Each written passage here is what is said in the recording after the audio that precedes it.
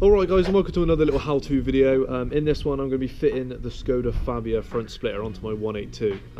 There's been quite a few reviews, I've read quite a lot about the sort of standard clear one. One is quite expensive, I think it's about £90, but two also it's quite hard, I think, apparently, which means when you sort of hit and things like that, it does crack, it does split quite easy. So I've gone for the Fabia one. It's a lot cheaper. I think I got it for £15 or something like that on eBay, so really cheap. And apparently they're a lot more durable. They're plastic, a little bit flimsy, things like that. So in my opinion that's better, because there are speed bumps around here that are like mountains, so I'd like to go over those without ripping it off or cracking it. So yeah, all I'm going to do now is literally cut off all these little tabs I'm going to show you, and then hopefully we're going to fit them on. This is the first time for me doing this. Obviously I've read up about how to do it, what the best ways, things like that. Have a look at this guys, hope you enjoy it, and hope this helps you guys out if you want to do it to your car as well. Cheers.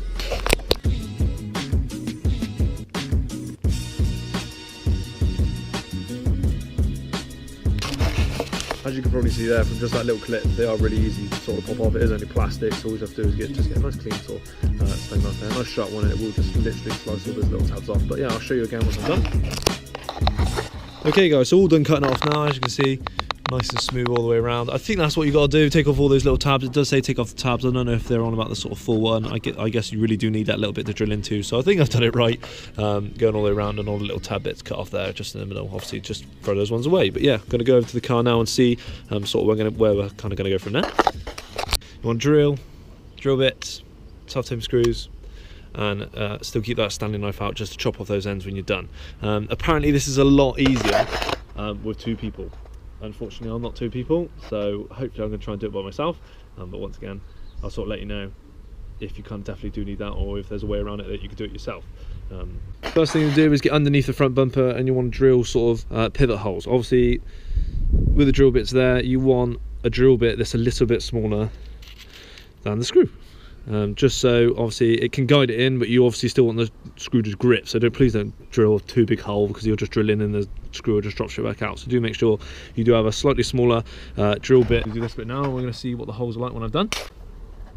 Okay, so underneath the car again, I've drilled a few holes going along just to give me a little bit of sort of a hand. I've used a 2.5mm drill bit, and the screws are about 3.5, so I've given it that extra sort of millimetre just to kind of grip on.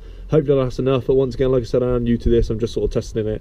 But yeah, I'm going to see how it goes along. But yeah, I've got the holes going all the way along. Obviously you want one at the very end, especially one in the middle as well, because that's where you want that bigger screw, just kind of give that a little bit more safety. But the more screws the better, but it's up to you how much time you got really. I'm going to sort of see how I'm going to hold the splitter up while I'm trying to drill into obviously the self-taping screws now, because I think that's the one sort of hard bit if you're doing it by yourself, is that if there was someone there, it's a little bit easier if they hold it and you drill it in. But I'm going to see what I'm doing now. I might use some tape or something like that. Okay, so first thing I would say is you want to lift the car up slightly. I've got my car reversed back slightly off this curve here, but still it's quite hard to get the drill underneath, as you see. Okay, so what you might need to do, you might need to get it up slightly or anything like that. Maybe put on some blocks, maybe put the front two wheels on blocks, just give yourself a little bit of helping hand.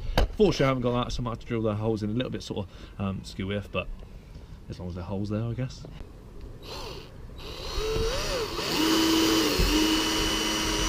I was struggling a little bit to hold it up by myself. I've got the red duct tape out, and this is what I've got so far. Just kind of just holding the splitter up just that little bit, just to give me a little helping hand to put him on. Obviously he's uneven as anything, he's a little bit bent, a little bit crooked here, there and everywhere, but as I put the screws in, hopefully that'll level it all out. But I want sort of that kind of fitment, just so it's nice, just slightly tucked underneath the bumper. I don't want it out slightly, so then you get this kind of little shelf. I don't want it tucked back and in, so I think that's what I'm kind of going to go for. But yeah, I'm going to start putting the screws in now that this is kind of held up by the red duct tape. So fingers crossed, this is good.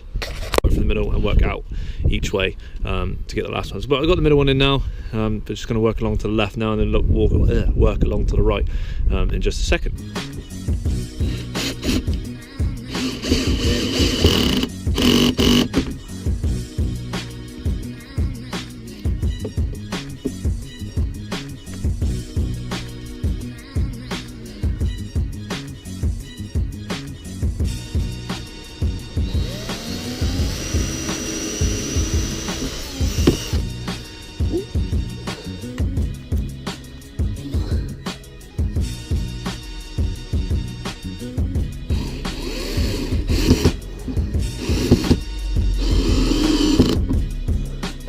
Okay, so about halfway through now, I've done sort of the one half, that one in the middle, and it goes all the way around to just around the side here. See him just poking out there. That's the sort of gappage, well, that's the sort of bit that's left on each end. Obviously the backing won't be smooth like that. I'm gonna have to chop it, so it will be sort of a kind of an L-shape cut off, but other than that, it's looking pretty good so far. I think I have gone a little bit overkill. Underneath, I've done about 16 screws from middle to left. Bit too much probably, but I'm a bit of a sort of a perfectionist, so all the way along it's nice and secure.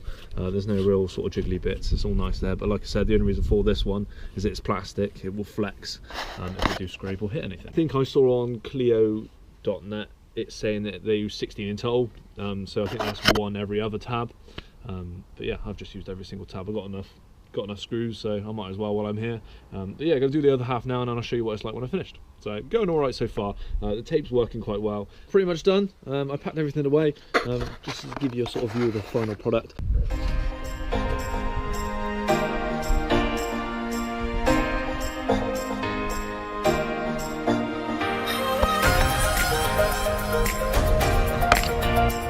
Looks pretty good.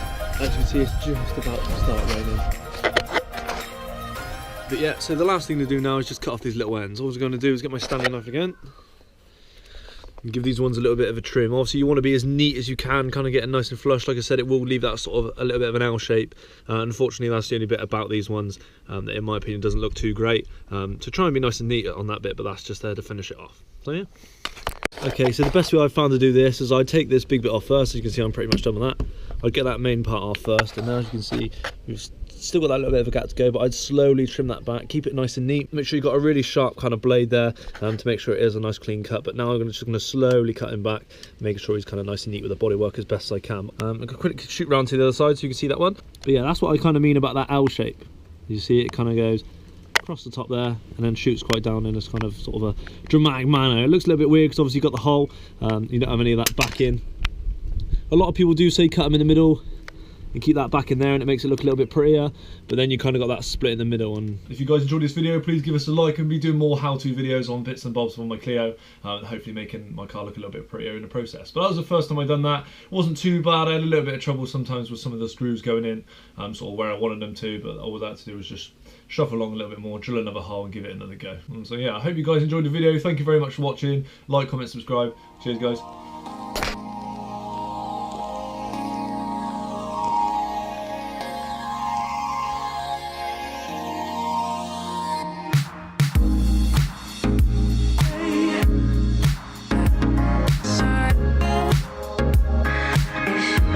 So guys, my next video is going to be me changing my exhaust mounts. As you saw from the video a little bit a while back, the 5 things I hate about my Clio, the sort of exhaust mounts were sagging, they were old, they've got the copper piping kind of holding it up.